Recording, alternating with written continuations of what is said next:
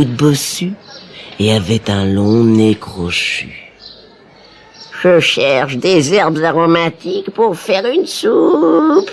Qu'as-tu à me proposer, jeune homme ?» demanda-t-elle à Jacob d'une voix éraillée. Jacob, un peu inquiet, lui répondit. Je n'ai pas d'herbe aujourd'hui. Si vous n'avez pas l'intention d'acheter des légumes, ne perdez pas votre temps chez moi. Et allez-vous-en. Vous faites peur à tout le monde. Bien, jeune homme, fit la vieille. Je vais acheter 5 choux. Mais tu vois que je suis vieille et faible. Veux-tu mettre les choux dans mon panier et les porter jusque chez moi ? Jacob prit le panier et suivit la vieille femme. Ils arrivèrent bientôt devant une petite maison à l'aspect minable. « Entrons !» dit la vieille.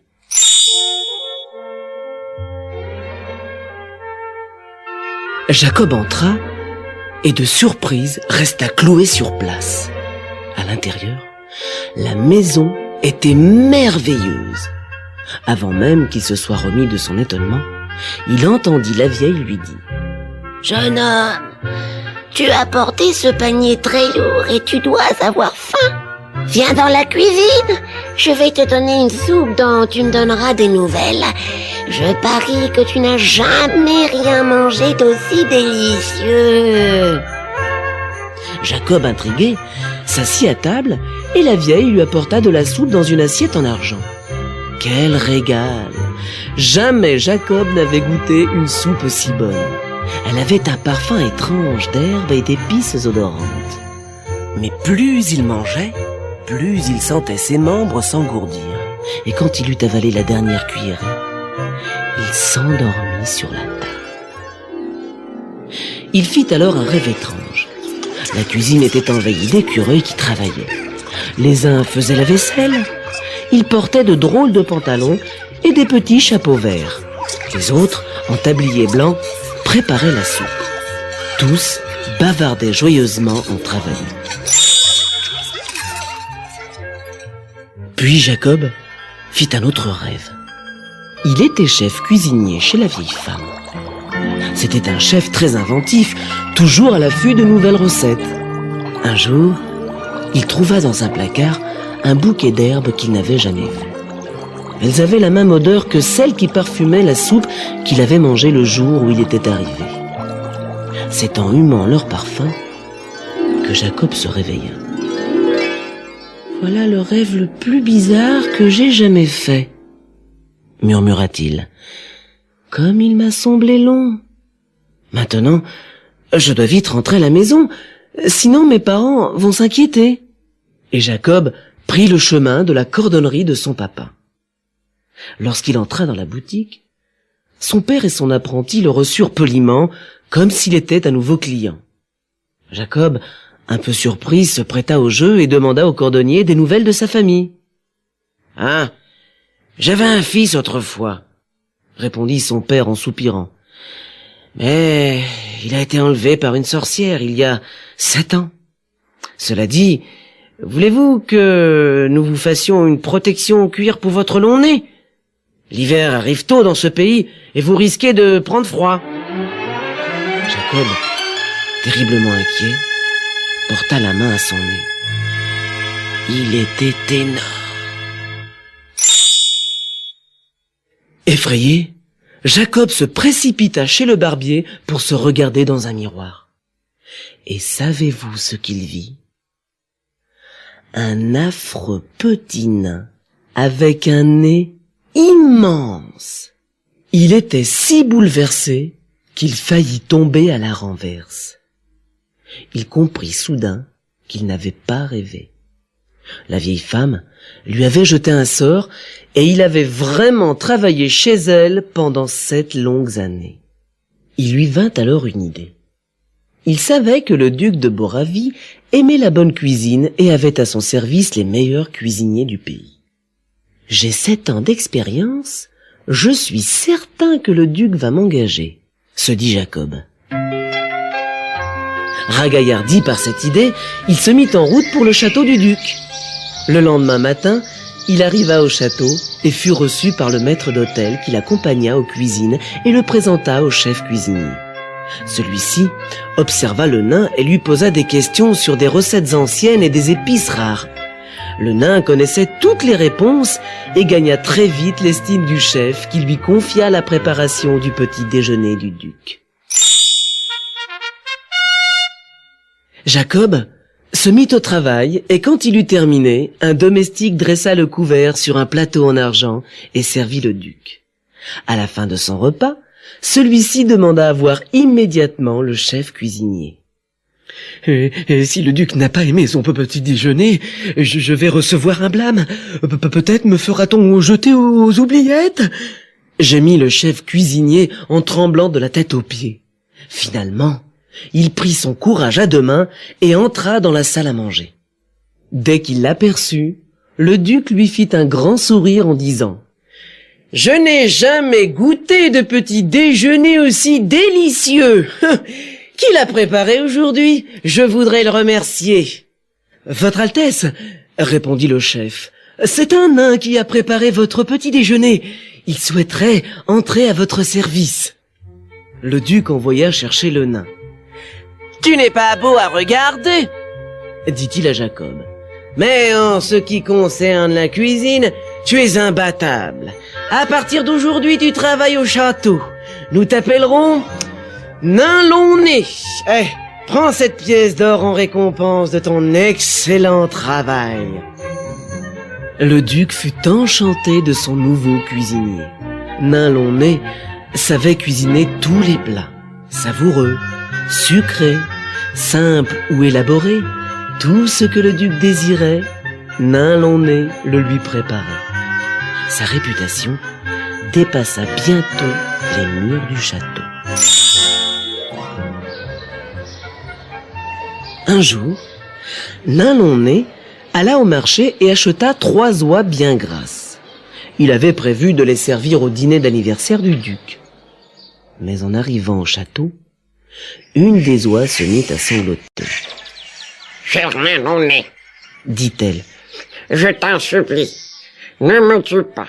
Je ne suis pas une oie ordinaire. Je m'appelle Mimi, et je suis une jeune fille à laquelle une sorcière a jeté un mauvais sort. » Le nain la réconforta. « Ne t'inquiète pas, petite Mimi, je vais construire une cage dans ma chambre et tu pourras y vivre sans crainte. » Il eut aussi pitié des 2 autres oies et il les laissa partir. Lorsqu'ils furent dans la chambre du nain, Mimi lui raconta son histoire. « Je suis la fille d'un magicien qui s'est disputé avec une sorcière. Pour se venger, elle m'a enlevée, transformée en oie et envoyée très loin de chez moi. » Nain Long-Nez lui raconta à son tour son histoire. « Sais-tu que si tu retrouvais l'herbe que la vieille femme a mise dans ta soupe, dit Mimi, tu pourrais rompre le sortilège qui t'a transformé en nain. » Malheureusement, Nain Long-Nez n'avait aucune idée de l'endroit où poussait cette herbe magique. Maintenant, retourne la cassette.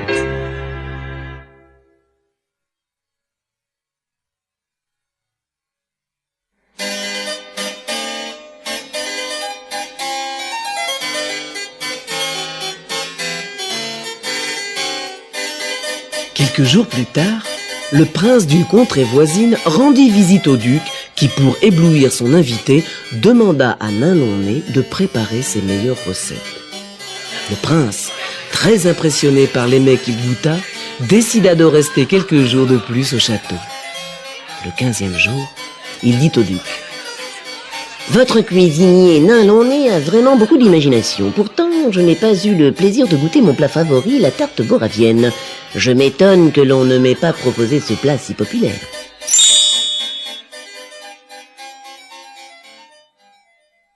Le duc, confus, fit venir Nain Long-Nez et le réprimanda. « Tu n'as pas encore servi de tarte boravienne. Pourquoi? Tu ne sais pas la faire ?» Le nain n'avait jamais entendu parler de cette recette, mais il ne montra pas son embarras et répondit: « Un des domestiques m'a dit que c'était le plat favori du prince. J'avais donc pensé le servir le dernier jour, lors d'un banquet spécial. Le duc fut satisfait de cette réponse et ordonna à Nain Long-Nez de préparer une tarte boravienne pour le lendemain. Lorsque Nain Long-Nez rentra dans sa chambre, Mimi s'aperçut immédiatement que quelque chose n'allait pas. « Cher Nain Long-Nez, tu as l'air inquiet. Que se passe-t-il » demanda-t-elle. « Le duc veut que je prépare une tarte boravienne, » répondit le nain. « Mais je n'en ai jamais entendu parler. Que vais-je faire? Oh, je crains que ma dernière heure n'ait sonné. » « Rassure-toi, » s'écria Mimi. « à la maison, nous mangions très souvent de la tarte boravienne. Je connais la recette, tu verras, elle est très facile. » Nain Long-Nez se sentit soulagé d'un énorme poids. Il était sauvé.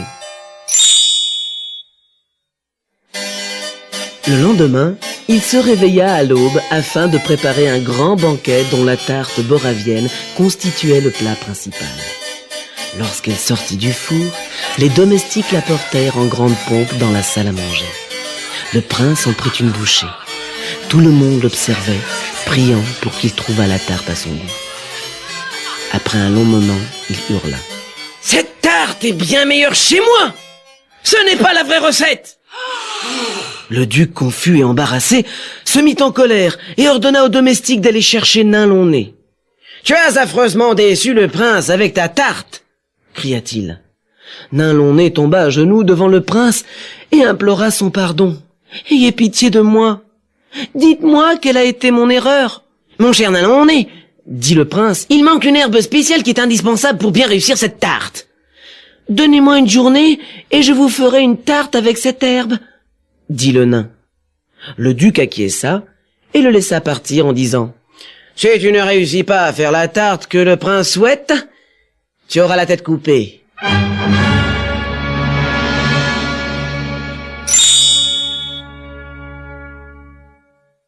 Nain Long-Nez se précipita dans sa chambre et raconta à Mimi ce qui s'était passé.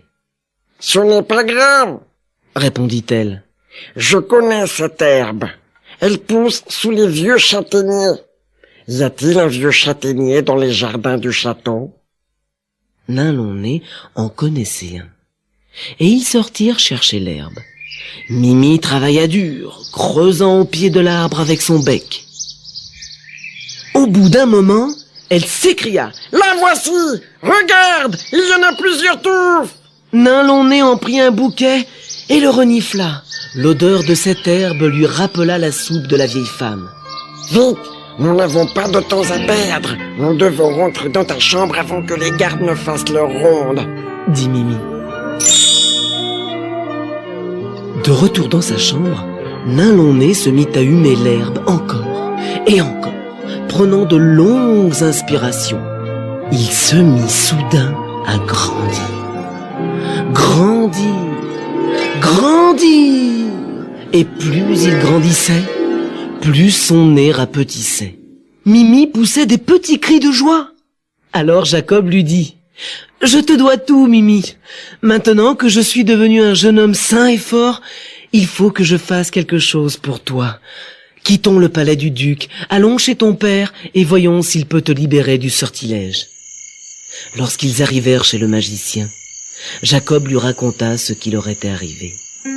Ému jusqu'aux larmes, le magicien le remercia et dit à sa fille « La sorcière m'a dit que je ne pourrais rompre son sortilège que si un beau jeune homme tombait amoureux de toi. » Il avait bien remarqué que Jacob et Mimi s'aimaient déjà profondément.